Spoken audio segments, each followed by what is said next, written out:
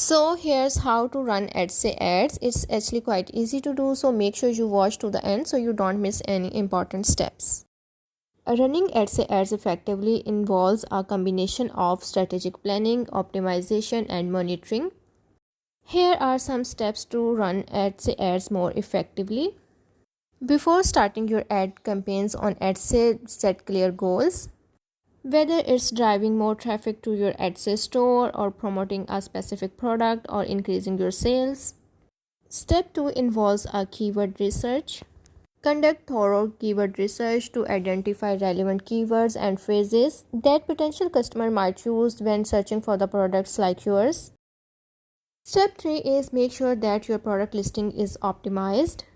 Add accurate titles, descriptions, tags, and other information related to your product and high quality images to your listing. Now the time is to choose the right ad format. Let me just take you to my laptop screen for a practical demonstration.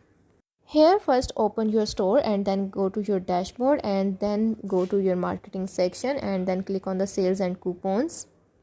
Now at this interface you have to select your budget and then click on reset your campaign or restart your campaign. Here remember one important thing, that don't invest on the products that are not doing so well. Now here click on the manage advertised listing option at the top, and once you click on it, now here you will be able to see all the listings of your shop. Here you have to wisely select the listing that you want to promote.